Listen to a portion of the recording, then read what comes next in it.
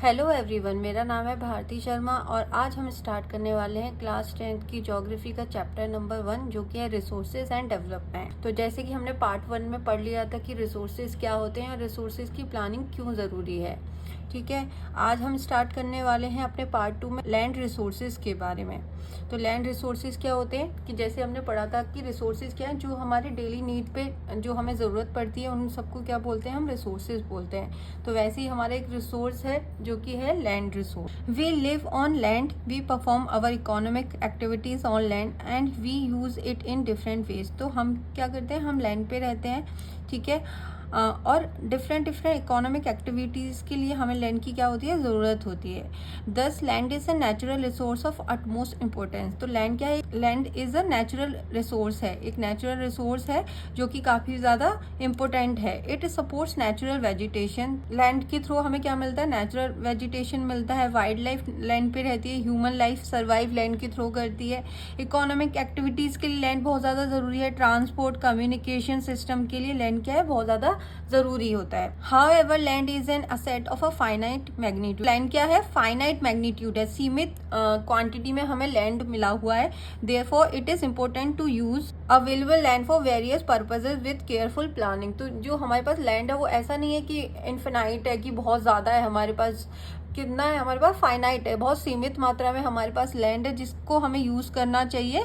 Carefully हमें उसके use की प्लानिंग करनी चाहिए। India has land under a variety of relief features. तो इंडिया में जो लैंड है उसमें अलग अलग रिलीफ फीचर्स मिल जाते हैं, जैसे माउंटेन्स मिलते हैं, हमें प्लेटिट्यूड्स देखने को मिलते हैं, प्लेन एरिया मिलता है और आइलैंड मिलते हैं। तो इतने डिफरेंट टाइप के रिलीफ फीचर्स हमें इंडिया में मिल जाते हैं।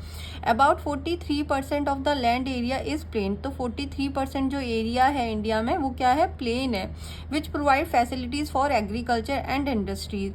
तो प्लेन एरिया में ही हम एग्रीकल्चर और इंडस्ट्रीज वगैरह कर सकते हैं। हमें देखने को मिलती है कि एग्रीकल्चर बहुत होता है, जैसे हम नॉर्दर्न प्लेन्स में रहते हैं तो हम देखते हैं ना कि ये कितना डेवलप्ड एरिया है, यहाँ पे एग्रीकल्चर भी बहुत अच्छा होता है और इंडस्ट्रीज भी हमें बहुत सारी देखने को मिल जाती हैं।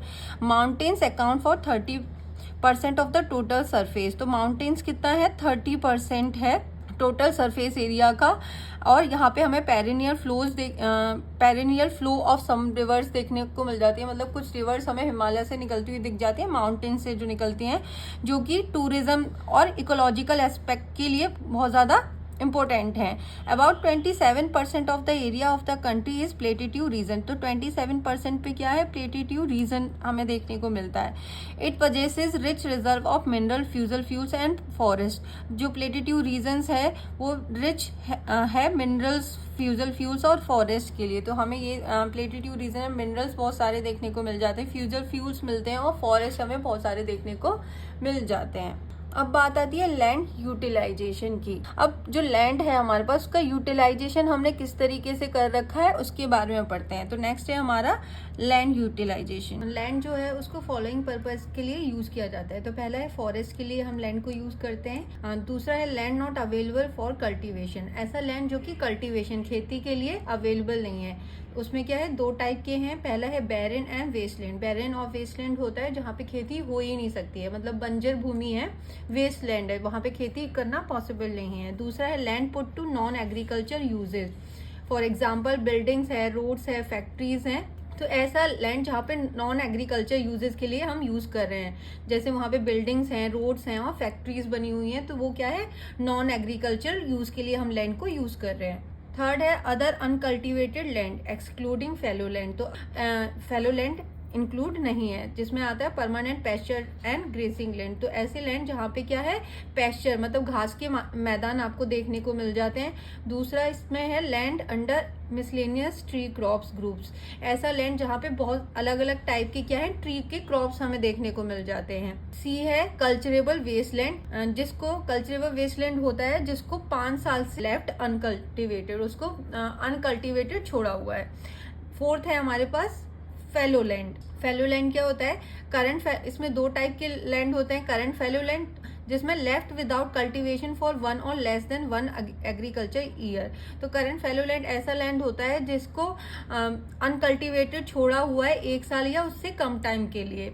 दूसरा है other than current fallow land, जो कि है जिसको अनकल्टिवेटेड छोड़ा गया है 1 से 5 साल के लिए, उसको अनकल्टिवेटेड छोड़ा हुआ है। फिफ्थ है हमारा net sown area. Net sown area, the physical extent of land on which crops are sown harvested is known as net sown area. वो जो भी एरिया है जहाँ पे एटलीस्ट साल में एक बार खेती जरूर हो रही है, वो क्या होता है, नेट सोन एरिया उसको बोलते हैं। नेक्स्ट है हमारा area sown more than once in an agriculture year plus net sown area is known as gross cropped area. एक ऐसा एरिया जिसमें नेट सोन एरिया भी आता है, नेट सोन एरिया जिसमें मतलब एक बार साल में खेती जरूर हो रही है, उसके साथ ही एक ऐसा एरिया जहाँ पे एक से ज्यादा बार खेती हो रही है, तो वो क्या होता है, ग्रॉस क्रॉप्ड एरिया होता है। नेक्स्ट है हमारे पास land use pattern in India. The use of land is determined both by physical factors such as topography, climate, soil type as well as human factors such as population, density, technological capability and culture and traditions। तो ऐसा area, तो land use का जो pattern है India में वो बहुत सारे फैक्टर्स पे डिपेंड करता है, जैसे कि वहाँ का क्लाइमेट कैसा है, सॉइल टाइप कैसा है, ह्यूमन फैक्टर्स भी रिस्पॉन्सिबल होते हैं लैंड को यूज करने के लिए, पॉपुलेशन वहाँ की कैसी है, डेंसिटी कैसी है, टेक्नोलॉजिकल कैपेबिलिटी अच्छी है या नहीं, या कल्चर एंड ट्रेडिशन, इन सारी चीज़ों पे डिपेंड करता है इंडिया के लैंड यूज का जो पैटर्न है। Total geographical area of India is 3.28 million square kilometre. तो इंडिया का जो जियोग्राफिकल एरिया है वो है 3.28 मिलियन स्क्वायर किलोमीटर है। Land use data however is the only available only for 93%। लेकिन लैंड यूज जो डेटा है, जो डेटा हमारे पास लैंड का अवेलेबल है वो सिर्फ 93% का अवेलेबल है। Because the land use reporting for most of the north east state except Assam has not been done fully। क्योंकि नॉर्थ ईस्ट की साइड में जो एरिया है ना असम को छोड़ के, उसका प्रॉपर डेटा हमारे पास अवेलेबल ही नहीं है। More over some areas of Jammu Kashmir occupied by Pakistan and China have also not been surveyed. इसके अलावा जम्मू कश्मीर का जो एरिया है पाकिस्तान ने ऑक्यूपाई कर रखा है, और चाइना ने भी नॉर्थ का कुछ एरिया जो है जिसे अक्षाई चीन बोलते हैं, लद्दाख का कुछ एरिया उसने ऑक्यूपाई कर रखा है, तो उसका जो अभी तक सर्वे नहीं हो पाया, जिसकी वजह से हमारे पास जो डेटा अवेलेबल है अभी तक 93% का ही डेटा हमारे पास अवेलेबल है। The land under permanent pasture has also decrease. तो पहले के कंपैरिजन में अगर हम देखते हैं ना, तो हमारे परमानेंट पैस्चर जो है ना वो भी कम हुए हैं पहले के कंपैरिजन में। अब पैस्चर मतलब घास के मैदान अगर कम हो जाएंगे तो ऑब्वियस सी बात है, प्रॉब्लम तो आएगी ही ना। How are we able to feed our huge cattle population. अगर पैस्चर्स कम हो जाएंगे तो हमारे जो कैटल्स हैं कैटल्स हैं उन्हें हम फीड कैसे कराएंगे, and what are the consequence of it, और इसके कॉन्सिक्वेंस के क्या परिणाम हो सकते हैं अगर पैस्चर्स कम होते जाएंगे इसी तरीके से। Most of the other than the current fallow lands are either of poor quality or the cost of cultivation of such land is very high। ठीक है, तो मोस्ट ऑफ द मतलब other than the correct fellow land जो है हमारे पास, उसकी अगर हम बात करते हैं तो या तो वो पुअर क्वालिटी का है इसलिए वहाँ पे कल्टीवेशन नहीं हो सकता है, या फिर वहाँ पे कल्टीवेशन अगर किया भी जा सकता है तो उसकी जो कॉस्ट है वो काफी हाई होगी, इस वजह से वहाँ पे कल्टीवेशन करना पॉसिबल नहीं है। Hence these lands are cultivated once or twice in about 2 to 3 years, and if these are included in the net sown area percentage of NSA in India comes to about 54% of the total reporting area.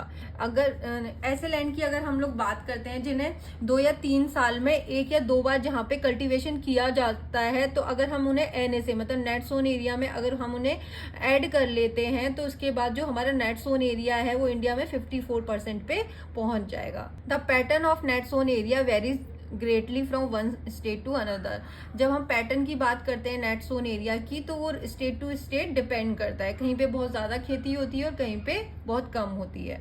It is over 80% of the total area in Punjab and Haryana and less than 10% in Arunachal Pradesh, Mizoram, Manipur and Arunachal Pradesh.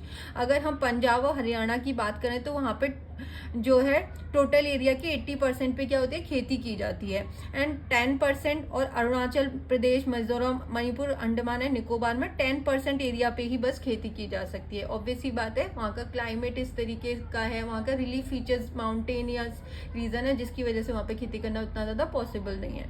forest area in the country is far lower than the desired 33% of geographical area as it was outlined in the National Forest Policy 1952। तो national forest policy ने बोला है कि 33% area पे तो forest होना ही चाहिए, लेकिन हमारी कंट्री में 33% पे अभी भी फॉरेस्ट नहीं है, जो काफ़ी कम है। हमारे पास आई थिंक 22 या के करीब फॉरेस्ट अवेलेबल है, जो कि काफ़ी कम है as compare to 33%। It was considered essential for maintenance of the ecological balance. और फॉरेस्ट का होना इकोलॉजिकल बैलेंस के लिए क्या है, काफ़ी इसेंशियल है, बहुत ज़्यादा ज़रूरी है। The livelihood of millions of people who live on the fringes of these forest depends on it. और अगर हम बात करते हैं कि इकोलॉजिकल बैलेंस के लिए तो ज़रूरी है ही, लेकिन साथ में जो फॉरेस्ट है ना, जो लोग फॉरेस्ट में रहते हैं उनके लिए क्या है, ये जो मोस्टली जो लोग हैं फॉरेस्ट के आसपास जो रहते हैं वो टोटली फॉरेस्ट पे ही डिपेंड रहते हैं। इसके लिए भी फॉरेस्ट का होना बहुत ज़्यादा ज़रूरी है। A part of the land is termed as waste land and land put to other non agriculture uses. Land का जो एक पार्ट है वो वेस्ट लैंड और एक जो है नॉन एग्रीकल्चर यूज के लिए कैटेगरी में भी आता है। वेस्ट लैंड वो होता है जहाँ पे रॉकी, एरिड और डेजर्ट एरिया इंक्लूड होता है, मतलब जहाँ पे जो है खेती की ही नहीं जा सकती, जहाँ पे या तो रेगिस्तान है या फिर पत्थर मिल जाते हैं हमें बड़े बड़े, तो वहाँ पे कल्टीवेशन या खेती की ही नहीं जा सकती है। दूसरा है land put to other non agriculture uses, जिसमें कि खेती तो की जा सकती है लेकिन हमने उसको किस चीज के लिए यूज कर रखा है, सेटलमेंट। वहाँ पे रहते हैं हम लोग, रोड्स बनाए हुए हैं, रेलवेज हैं, इंडस्ट्रीज हैं, तो ऑब्वियस सी बात है वो क्या है, नॉन एग्रीकल्चर यूज में भी हमने लैंड को लिया हुआ है। Continuous use of land over a long period of time without taking appropriate measures to conserve and manage it. ठीक है, हम कंटिन्यू क्या कर रहे हैं, लैंड को यूज कर रहे जा रहे हैं लंबे टाइम से, लेकिन हमने कोई भी ऐसा तरीका नहीं अडॉप्ट किया है जिससे हम लैंड को कंजर्व कर सकते हैं या अच्छे से मैनेज कर सकते हैं। It has resulted in land degradation, और इसकी वजह से क्या, इसका रिजल्ट क्या हुआ है कि लैंड का क्या हो रहा है, डिग्रेडेशन हो रहा है मतलब लैंड की जो क्वालिटी है वो खराब हो रही है। This in turn has serious recursion on society and the environment, और इस रीजन की वजह से सोसाइटी और इन्वायरमेंट पे इसका काफी ज्यादा बुरा प्रभाव पड़ रहा है। नेक्स्ट है land degradation and conservation measures. Land degradation and conservation measures, तो लैंड डिग्रेडेशन क्या है, किस तरीके से हो रहा है, किस रीजन की वजह से हो रहा है, और अगर हो रहा है तो उसको कंजर्व कैसे किया जा सकता है वो पढ़ते हैं। डिग्रेडेशन किसे बोलते हैं, the decline in the quality of land is known as the land degradation. तो जो होता क्या जा रहा है कि समय के साथ साथ जमीन क्या है, खराब होती जा रही है, उसी को क्या बोलते हैं, लैंड डिग्रेडेशन बोला जाता है। ठीक है, अब लैंड डिग्रेडेशन हो रही है तो उसको कंजर्व भी करना जरूरी है, तो इसके बारे में ही हम इसमें पढ़ते हैं। We have shared our land with the past generation and will have to do with the future generation too. तो हम जो लैंड है उसे अपनी पास्ट जनरेशन के साथ भी हमने उसे शेयर किया था, और अपने आने वाली जनरेशन के साथ भी हम इसे शेयर करेंगे। 95% of our basic needs for food, shelter and clothing are obtained from land. तो 95% जो हमारी बेसिक नीड है, चाहे वो फूड है, शेल्टर है, क्लोथिंग है, वो सब कुछ हमें कहाँ से मिलती है, लैंड से मिलती है। Human activities have not only brought about degradation. Human activities से सिर्फ लैंड डिग्रेडेशन नहीं हो रही है, बल्कि ऐसी बहुत सारी नेचुरल फोर्सेस को और ज़्यादा ताकत मिल रही है जिससे लैंड और ज़्यादा डैमेज हो रहा है। Some human activities such as deforestation, overgrazing, mining and quarrying to have contributed significantly in land degradation। तो कुछ जो ह्यूमन एक्टिविटीज हैं जैसे डिफॉरेस्टेशन, जंगलों को काटा जा रहा है, ओवर ग्रेजिंग कराई जा रही है कैटल से, माइनिंग हो रही है, क्वेरिंग हो रही है, जिसकी वजह से क्या हो रहा है, लैंड डिग्रेडेशन बढ़ती जा रही है। जी, ये क्या कर रहे हैं, कॉन्ट्रीब्यूशन दे रहे हैं सिग्निफिकेंटली, ये रीजन है लैंड डिग्रेडेशन के। Mining sites are abandoned after excavation work is complete, leaving deep scars and traces of overburdening। तो माइनिंग साइट्स जहाँ पे माइनिंग की जाती है, फिर उसके बाद जो स्कार्स होते हैं, खुले खुले जो स्कार्स होते हैं डीप गहरे, उनको ऐसे ही खाली छोड़ दिया जाता है, और जो भी मलबा निकलता है उसको भी रोड पे ही छोड़ देते हैं। इसकी वजह से भी क्या हो रहा है, लैंड डिग्रेडेशन होता है। इन स्टेट्स लाइक झारखंड है, छत्तीसगढ़ है, Madhya Pradesh, Orissa, deforestation due to mining have cause severe severe land degradation. तो जैसे स्टेट्स हैं झारखंड, छत्तीसगढ़, मध्य प्रदेश और ओडिशा में माइनिंग की वजह से क्या हो रहा है, डिफॉरेस्टेशन बहुत ज्यादा बढ़ता जा रहा है, और डिफॉरेस्टेशन की वजह से क्या हो रहा है, लैंड डिग्रेडेशन बहुत ज्यादा हो रही है। ये बहुत ज्यादा सीरियस प्रॉब्लम है इन स्टेट्स में।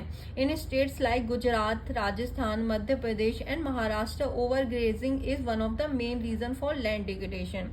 तो जैसे गुजरात है, राजस्थान है, मध्य प्रदेश है, महाराष्ट्र है, यहाँ पे जो लैंड डिग्रेडेशन का रीजन है वो है ओवर ग्रेजिंग, कि बहुत ज्यादा जानवरों को क्या है, पेस्चर्स पे चराया जा रहा है। ठीक है, अब जानवर को, कैटल्स को लेके जा रहे हैं। अब कभी कभी क्या होता है, जब ओवर ग्रेजिंग कराते हैं तो जो जानवर हैं ऊपर का सॉइल भी खा जाते हैं वो, जिसकी वजह से क्या हो जाता है, लैंड डिग्रेडेशन बढ़ जाती है। In the states of Punjab, Haryana, western Uttar Pradesh, over irrigation is responsible for land degradation. तो जैसे पंजाब है, हरियाणा है, वेस्टर्न उत्तर प्रदेश है, वहां पे इरिगेशन, ओवर इरिगेशन हो रहा है, जिसकी वजह से लैंड डिग्रेडेशन बढ़ती जा रही है। क्योंकि क्या हो रहा है वहां पे कि वाटर बहुत ज्यादा यूज किया जा रहा है, और वाटर की वजह से क्या हो रहा है, सैलिनिटी और अल्केनिटी सॉइल में बढ़ती जा रही है, मतलब सॉल्ट की जो क्वांटिटी है वो बहुत ज्यादा बढ़ती जा रही है।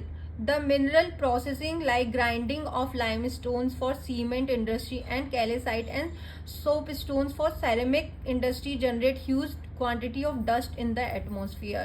जैसे जो मिनरल्स की जो प्रोसेसिंग होती है, जैसे ग्राइंडिंग करते हैं, लाइमस्टोन्स को काटते हैं, जिसकी लाइमस्टोन्स को काटते हैं सीमेंट इंडस्ट्री के लिए, कैल्साइट और सॉप स्टोन्स की वजह से। तो सीमेंट इंडस्ट्री की वजह से क्या हो रहा है कि बहुत ज्यादा डस्ट जनरेट होती है। ठीक है, जो डस्ट जनरेट होती है जिसकी वजह से एटमॉस्फेयर में डस्ट बहुत ज्यादा बढ़ जाती है, डस्ट की क्वांटिटी क्या है, बढ़ जाती है। It retards the process of infiltration of water into the soil after it settles down on the land. तो एटमॉस्फेयर की बात, वो जो डस्ट है वो क्या है, लैंड पे जम जाती है, जिसकी वजह से वाटर का इनफिल्ट्रेशन नहीं हो पाता, मतलब पानी जो है जमीन के अंदर जा नहीं पाता है। In recent years, industrial effluents as waste have become a major source of land and water pollution in many parts of the country। और recent years में हम लोगों ने देखा है कि इंडस्ट्रीज से जो वेस्टेज निकलता है ना, उसको बिना ट्रीट किए ही ना लैंड पे ऐसे फेंक देते हैं या वाटर में छोड़ देते हैं, जिसकी वजह से लैंड और वाटर पॉल्यूशन क्या है, बहुत ज्यादा कंट्री के अलग अलग पार्ट्स में देखा जा रहा है। There are many ways to solve the problem of land degradation. अब प्रॉब्लम है तो ऑब्वियसली बात है कोई ना कोई सॉल्यूशन तो होगा ही। तो जहाँ पे प्रॉब्लम होती है वहां पे सॉल्यूशन होता है। अब जहाँ पे डिग्रेडेशन हो रहा है और जिस रीजन की वजह से डिग्रेडेशन हो रहा है, अगर उसे रोक दें तो क्या हो जाएगा, कंजर्व होना शुरू हो जाएगा। तो जस्ट अपोजिट करना होता है। ठीक है, afforestation proper management of grazing can help to some extent. अगर हम अफॉरेस्टेशन, पेड़ लगाते हैं, प्रॉपर मैनेजमेंट करते हैं ग्रेजिंग के लिए, तो इससे क्या होगा, काफी हद तक लैंड डिग्रेडेशन को रोका जा सकता है। Planting of shelter belts of plants. ठीक है, तो क्या कर सकते हैं, लैंड पे क्या कर सकते हैं, शेल्टर बेल्ट्स लगा सकते हैं। जैसे ये कोई एरिया है, ये कोई एरिया है, ठीक है, हम यहाँ पे क्या कर सकते हैं, शेल्टर बेल्ट का मतलब है चारों तरफ क्या लगा देंगे, आप प्लांट्स पेड़ लगा देंगे। ठीक है,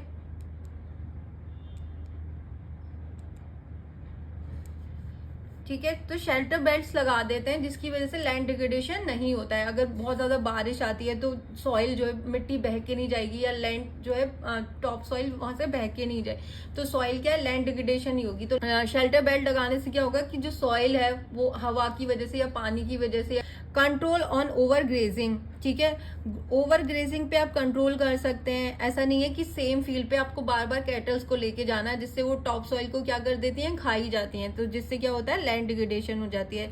stabilisation of sand dunes by growing thorny bushes are some of the methods to check land degradation in arid region. तो एरिड रीजन मतलब, एरिड रीजन का मतलब है जहाँ पे पानी कम होता है, रेगिस्तानी जो इलाका है, तो वहां पे सैंड दून्स होती हैं, मतलब रेत के दून्स बने होते हैं इस तरीके से। ठीक है, इकट्ठा हुआ होता है। अब इन सैंड दून्स को हवा जो है उड़ा के ले जाती है, हवा क्या है, उड़ा के ले जाती है। अब इनको रोकने के लिए इनके आसपास क्या आप लगा सकते हो, थ्रोनी बसेस लगा सकते हो। थ्रोनी बसेस का मतलब है कटीली झाड़ियां आप इनके आसपास लगा सकते हैं, जिसकी वजह से ये दून्स हैं, सैंडी दून्स हैं, वो उड़ के दूसरी जगह नहीं जाएंगे। तो एक ये काम कर सकते हैं। Proper management of waste land, और वेस्ट लैंड को भी आप यूज कर सकते हैं अलग अलग तरीके से, ठीक है। तो उसका प्रॉपर मैनेजमेंट कर सकते हैं ताकि जो वेस्ट लैंड है वो भी यूज में आ जाए। कंट्रोल ऑफ माइनिंग एक्टिविटीज, और जो माइनिंग एक्टिविटीज है जो बहुत ज्यादा हो रही है उसको क्या करना चाहिए, कंट्रोल करना चाहिए। Proper discharge of disposal of industrial effluents and waste after treatment can reduce land and water degradation in industrial and suburban area. तो शहरों में क्या हो रहा है, इंडस्ट्रीज से जो वेस्टेज निकल रहा है ना, तो आप उसको निकाल, और तो कोई ऑप्शन नहीं है, ऑब्वियस सी बात है, आपको फैक्ट्री या इंडस्ट्री से निकालना ही पड़ेगा, लेकिन उसको प्रॉपर ट्रीटमेंट करके आपको नदियों में बहाना चाहिए जिससे वाटर पॉल्यूशन या लैंड पॉल्यूशन ना हो, ठीक है। तो आई होप आपको आज के टॉपिक्स अच्छे से क्लियर हो गए होंगे लैंड रिसोर्सेज के बारे में। तो अगर आपको मेरे वीडियोस अच्छे लगते हैं तो प्लीज मेरे वीडियोस को लाइक करिए, शेयर कीजिए और मेरे चैनल को सब्सक्राइब कीजिए। Thank you for watching.